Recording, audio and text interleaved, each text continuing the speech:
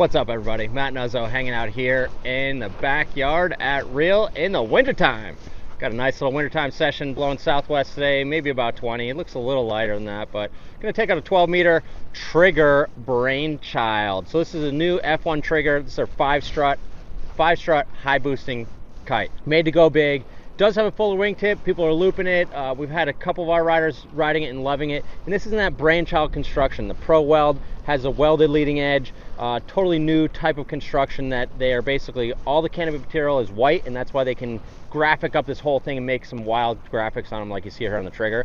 My experience of this will be the third Brainchild kite that I've used. My experience on the Brainchild has been really good. It does make the kite quite a bit lighter. It's actually one of the lightest kites in construction on the market. It does make it really responsive. So the features I've seen is that, like, you pull and the kite immediately reacts.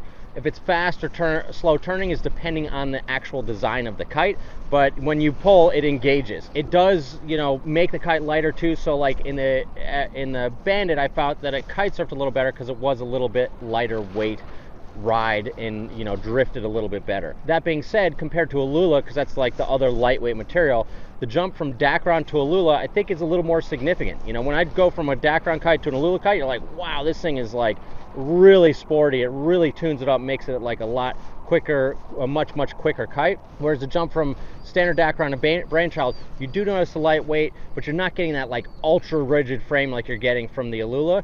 And there's just a few different things, like this turns a little quicker, whereas the Alula just feels like really sporty and on all metrics really jumps up. But also Alula is like a massive price increase, where the Brainchild construction isn't quite as big a price increase. So there are some pros and cons of the difference. Also Alula, the wear and tear on the Alula, it does not last as long, where it's creasing and kinking. It does not last as long as your standard Dacron. Remains to be seen about the Brainchild. It is, your typical material, so I think that they will last quite a bit longer, but we'll have to see. So we're gonna get out there on this trigger Brainchild, take a few rips, tell you what you think of this new kite. All right, let's go get suited up, get on the water. Oh yeah, one last thing too.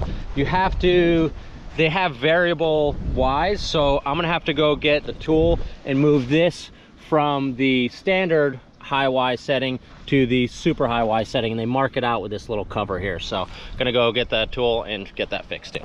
Okay, so I'm rigged up, ready to go. I'm just gonna change this Y to the super high Y. So you just do this here, screw this. Want to hold the bag? Oh, it's got the key too. Yeah, okay. Got the key. We'll slide this all the way up here to super high Y, Chad. Oh, look at that. It's good. It's marked. So it's not a guessing game. Mark it, put it right there. No guessing. Nice, Chad, huh? Here we go. One of the cool things about kiting here at Real and Waterman's Retreat in the wintertime, or even off season, is that you can get some really warm days in warm water like super quick. It was like 30 to 40 all week, and then it just flipped around to the southwest, and now it's been temps in the 50s and 60s. So the water temps now kind of up to the mid 50s, air temps mid 50s, and so it just kind of warms up really quick. So depending on what's happening with the weather, the sound is the last 3 days average air temperature. So the water temperature and that sound, because it's so shallow, last 3 days average air temperature, which is kind of crazy. So it can warm up really quickly when you're in the winter or coming in the spring, which is so nice to get that warmer water. All right, let's get this thing launched and get out there. Chad, you gonna throw me a launch? Yes, sir. You. Chad, pro caddy for the day. Look how pretty this kite is. Even though Chad kited back in 2 line days, he's now saying us wingers. He's one of those guys now. Here we go with this two-handed release. So this is a rope kit on the ride engine. So that rope kit, I put an extra ring on it. It does not come with a ring. I just threw the ring on there, but you just can kind of lock the thing through there, and then you got a fixed hook, and I'm gonna put that safety leash on before we launch. Yep. Thanks, Chad.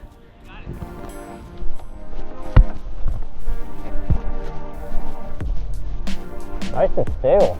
All right, this thing's feeling pretty good, actually. A little more powered than it looks out here. It looks really flat, and sometimes in the wintertime, the air just doesn't attach to the water, but time to send this thing and see how it goes.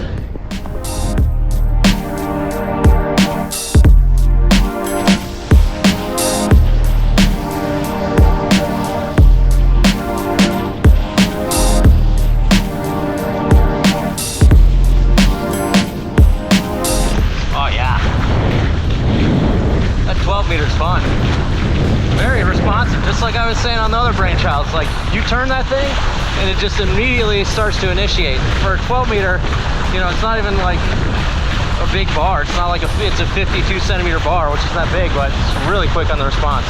And that super high Y, as you bring the Y up, it's going to make the kite more responsive, so that's maybe why they do that.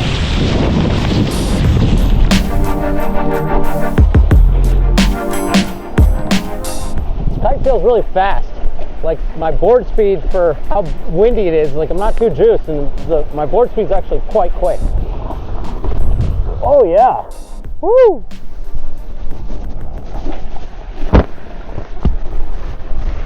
Yeah, nice and lifty, that's what we're looking for. It's not a massive air because I'm not really that jacked, but this thing is going to be fun. It did kind of flutter on the turn. Notice that on the reading Brainchild too. When you really rip the thing hard through the wind window, the trailing edge does have a little bit of little noise to it.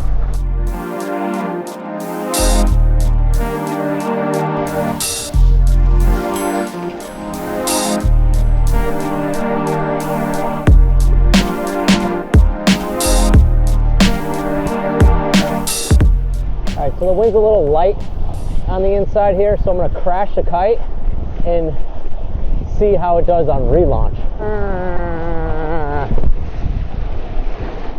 So I can stand up, so it's kind of cheating, so I'm gonna lay down. See how it does. Yeah, it's pretty light. Definitely not engaging. Bars fully out. Okay, I'm gonna cheat. It's very, very light and no wind on the water, so probably not the best place to test, but maybe it is. Because it's gonna tell us like, hey, does this thing relaunch? Because Nick took it out the other day and said it relaunched great. There we go.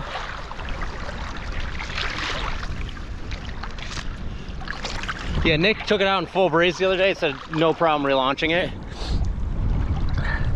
I just had a big lull here, so let's try this out again. Big lull here, crashed it. Definitely didn't like just laying down and pulling the line. But let's try this out again.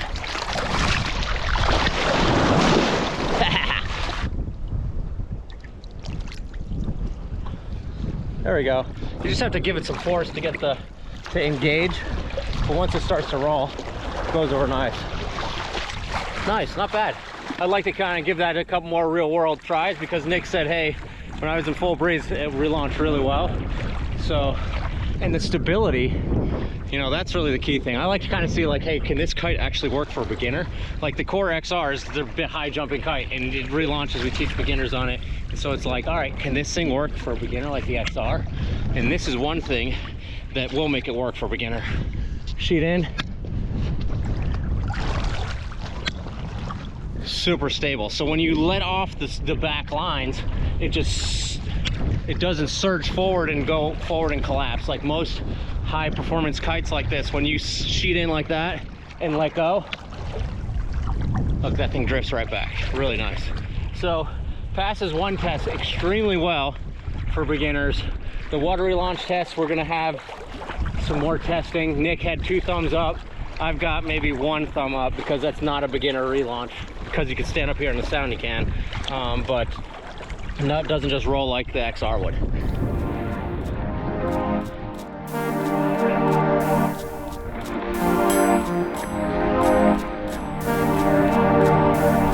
Yeah, this kite is a super nice kite. I mean, the feel, the bar feel, the connectedness, the just inherent rip you off the water boost, the kite stability, which is very rare for this type of kite, all super impressive. Like, I'm really impressed with this kite so far. On the Bandit, I found that you had to have the depower strap pulled, whereas on the Trigger, it feels fine kind of with it fully out. You can, on the bar end, pull that out and extend the sidelines. So like, for the Bandit, I've extended my outside lines, so that just the outside lines are a little longer, so that I don't have to pull the depower strap. But on the Trigger, stock setting, does seem to feel pretty good. It does overshoot a little bit on the inside. It overshoots just a touch, but not that bad.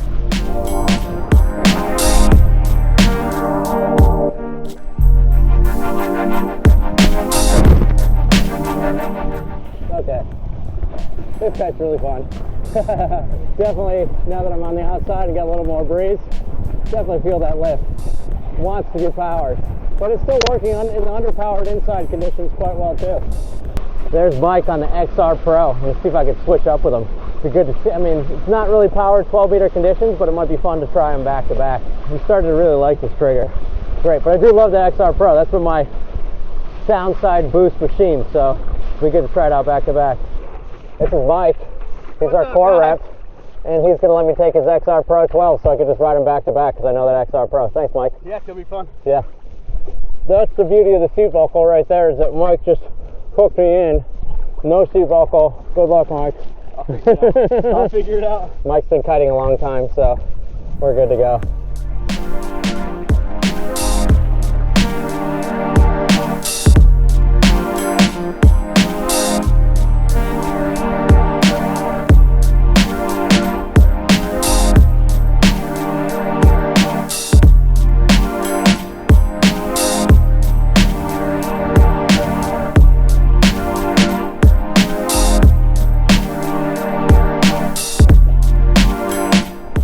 So cool to ride them back to back in the same conditions. If you're ever testing something, only judge it if you're riding in the exact same conditions, because otherwise you cannot tell. Wind's different, you're different, board's different, water's different. But riding them right back to back, it's always the best way to tell. Okay, so here's the difference. Core XR Pro pulls a little harder, like pulls from the center lines and pulls a little bit harder. It does look like it's a little fatter kite.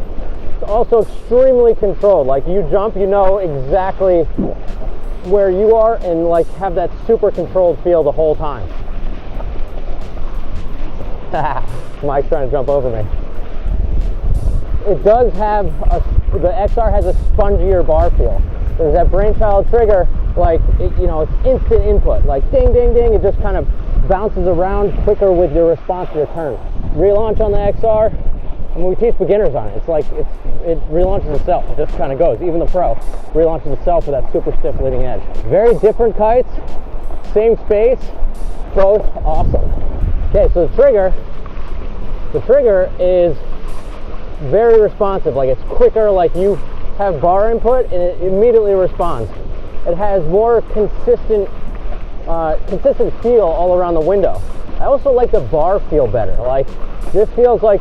The XR feels like a little spongy, whereas that bar feel on the triggers is very buttery and controlled everywhere in the window. Boosting, it has a different hang time. It has a more like rip you off the water and glide, whereas the XR is more controlled and understand where you're going, how you're going, when you're coming down, most importantly. So which one's better? Everyone's going to say, which one's better? Well, it's going to have to put a lot more time on that trigger to offset this XR Pro, because this has been the benchmark for going big and getting out there and boosting. I think that the trigger probably throws up wind a little bit better and has maybe a little more glide on the jumps, and it has a little more buttery, controllable, comfortable bar feel. The core has a more understandable and controlled jump, better relaunch, so it's more accessible to a bigger range of people, and I bet both have a massive range, but I do know that these XR Pros, like the range is just absolutely mind-blowing.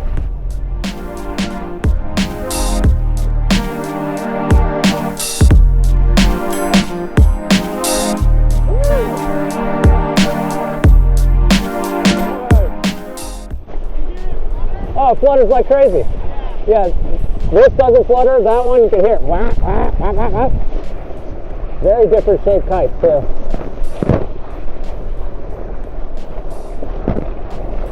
Didn't mean to turn the trigger review into a trigger XR Pro comparison, but it's kind of cool to ride them back to back because hey, we're out here, got the opportunity. You gotta really know how they feel different, and they are definitely have a very different feel. Let's go back in, it's getting dark. Gonna go put the kites down and do a little overview on that trigger, and I'm psyched that Mike was out here riding today, not only to have someone else to ride with in the winter, but also just to get a feel for how these kites are riding back to back, because XR Pro is one of my favorite, and now that trigger is kind of right there too, but I need a lot more sessions on it to call it a favorite. Nice, bro. Yeah. Appreciate it. Definitely. Oh, that's so fun. What a fun session. So trigger, Brainchild, F1, this is going to be a crowd favorite for sure. So I'll put the things that were a little off on it. Relaunch, you know, I'll give it kind of like a mid-grade relaunch. Mike had no problem, Nick had no problem. I thought it was like pulled pretty hard. And then compared to like an XR, which I was able to test relaunch, like goes right up. The other thing is it flaps. Like when you're ripping it through turns and really looping it hard, you hear that. It definitely is like a little bit of a noisy kite, just trailing edge. It's probably because this new style material, like Nick from Reading was just saying that it's like the stiffness of the material causes it to create that vibration. You don't feel in the bar, does not affect their performance, but you do notice it. Okay, so that being said, the bar feel is just really comfortable controlled, really comfortable through the entire bar range. Incredibly stable overhead, like sheet in, let go in gusty winds, and it backs up. That's really odd for a high performance skinnier kite like this. Lift, I wasn't, you know, it's just kind of getting a little more powered. I'm on a 12, so it's not their highest jumping kite, but I had a couple where it was like rip you off the water and glide. So this is gonna have that like crazy mega hang time. And when you loop it, you kind of feel the kite everywhere in the wind window. So Trigger by Brainchild, can't wait to put some more sessions on this, or Trigger by F1 with the Brainchild construction. I'm sure the Dacron one is close to as good as the Brainchild, just maybe a little bit more heavier feel to it, which in this kite you're riding Super Jack, so who knows. But we're gonna get those and try those out and tell you how we feel too. So if you want more reviews, want to find out more information about the Trigger and any of the F1 kites, give us a call at the shop, 252-987-6000. See you guys on the water for the next session.